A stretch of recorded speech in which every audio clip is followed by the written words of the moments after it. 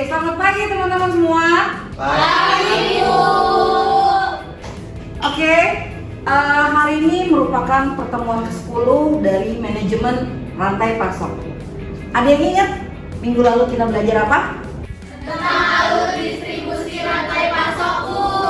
Hari ini pertemuan ke-10 kita akan membahas mengenai evaluasi dan pemecahan masalah dalam rantai pasok. Ada yang kebayang nggak seperti apa evaluasi dan pembahasan masalah?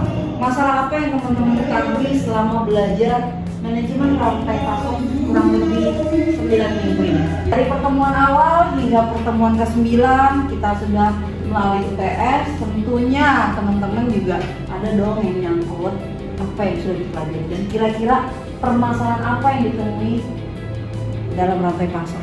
Silakan. Masalahnya banyak sih, Bu. Kayak ada dari keterlambatan pengiriman bahan baku, itu juga bisa menyebabkan keterlambatan produksi, terus juga akhirnya akan jadi dampak ke penjualannya ya. Gitu nggak sih? Yes, ada lagi yang mau nambahin teman-teman?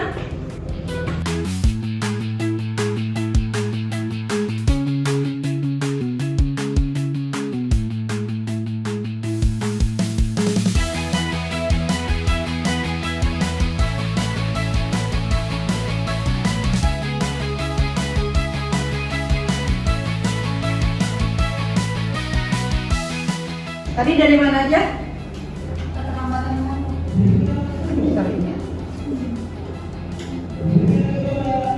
Bahan baku itu material ya.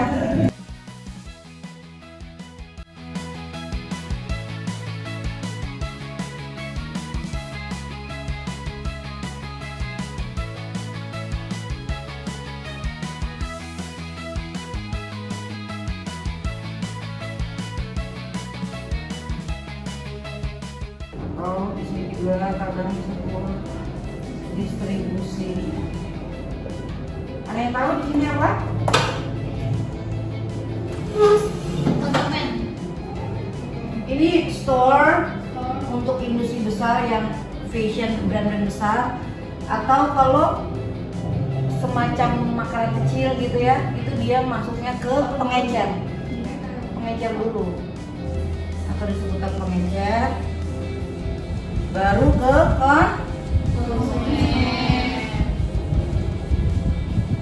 Tadi gimana? Telat di mana? Baku. Oke.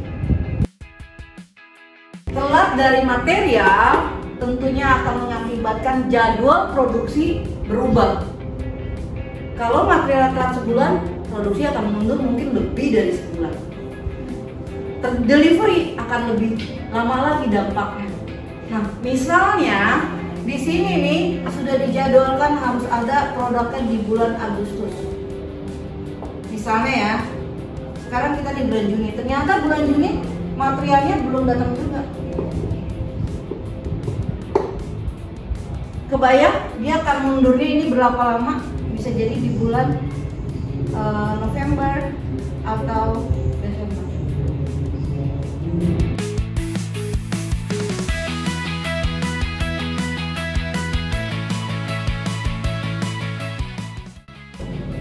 Oke, menurut teman-teman, apa yang melatar belakangi keterlambatan dan apa juga yang melatar belakangi kenapa rantai pasok itu harus mencakup dari hulu ke hilir seperti ini?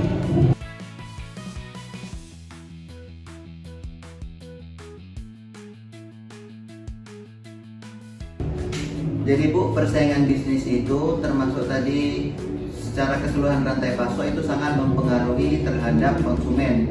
Karena apabila terputus di satu rantai pasok saja, maka konsumen tadi pasti akan telat mendapatkan barangnya. Kan tadi seperti dikatakan oleh Kak Ama itu materialnya terkendala. Mungkin faktor-faktor terkendalanya bisa jadi mungkin karena bencana alam sehingga materialnya gagal panen atau lain sebagainya, mungkin seperti itu. Paham yang dikemukakan oleh Fikri?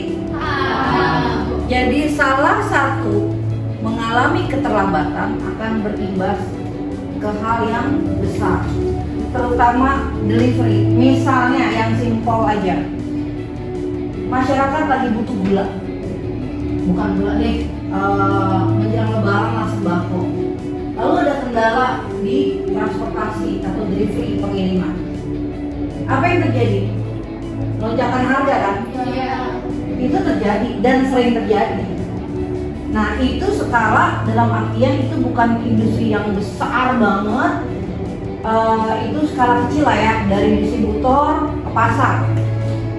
Teman-teman bisa bayangin kalau itu dari industri besar yang sudah memiliki agreement yang jelas kapan barang itu ada di toko, seperti brand-brand besar seperti H&M, Uniqlo, Zara, itu sudah ada ketentuan kapan barang harus ex-factory. Ex-factory artinya adalah barang itu sudah harus keluar dari pabrik dan shipment.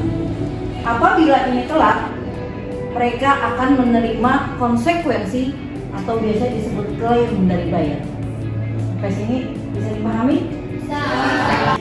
Ada lagi yang mau ditanyakan sebelum kita masuk ke pembahasan lebih detail mengenai evaluasi dan pemecahan masalah dalam rantai pasok? Tidak ada. Namanya tidak ada aja, yakin nggak ada? Tuh, tapi kalau misalnya bahan baku itu pasti nggak dari satu Supplier, ya.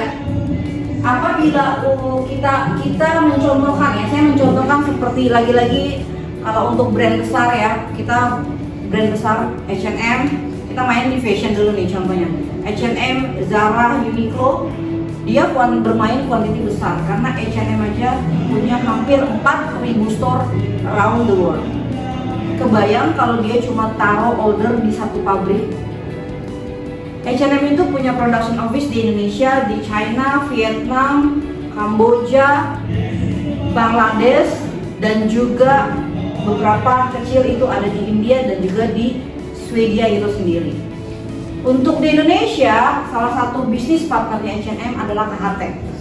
KHTX terakhir itu bisa memproduksi 45 juta pasang kaos kaki hingga 65 juta pasang kaos kaki dalam satu period atau satu season, yaitu 6 bulan.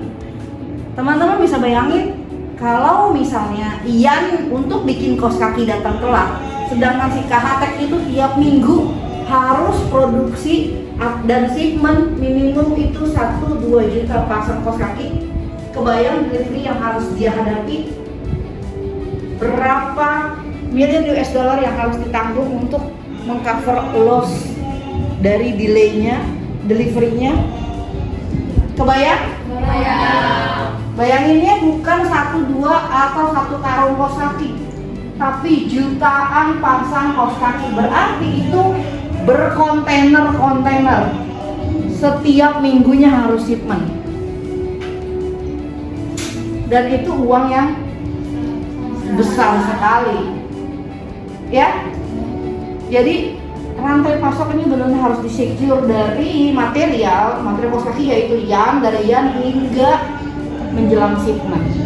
Ini benar-benar harus dipantau pergerakan material, production, jadwal QC-nya, bookingan kontainernya, keluar factory itu harus benar-benar sesuai schedule. Gak ada toleransi untuk keterlambatan. Oke?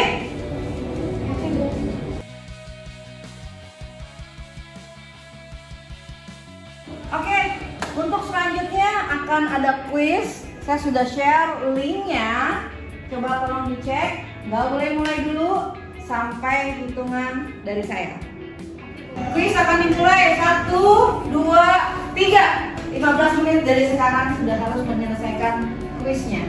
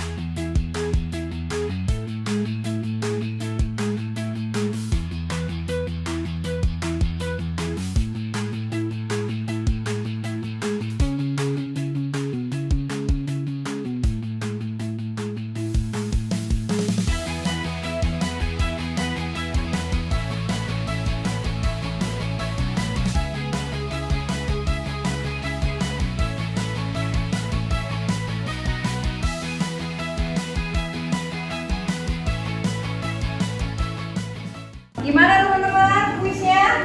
Nah, Nah, tentang optimasi jaringan dan pasok. Terutama manajemen dan pasok. Yeay, benar. My shoes making, oh bukan.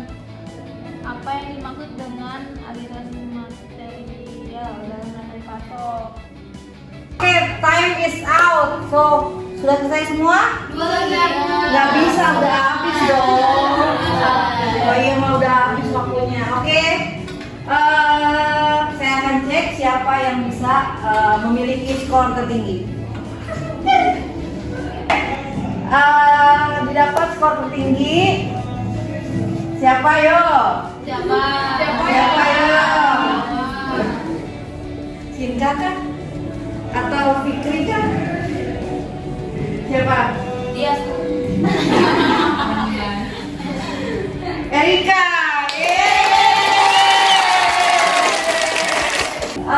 Terima kasih buat hari ini teman-teman, kelas yang sangat proaktif, dan saya berharap ilmu yang kalian dapatkan hari ini di kelas itu bisa bermanfaat untuk di kehidupan nanti setelah lulus dari kuliah. Kalian benar-benar berada di dunianya operasional dan rantai pasok. Oke, saya sudahi kuliah kita hari ini. Wassalamualaikum warahmatullahi wabarakatuh. Sampai jumpa minggu depan.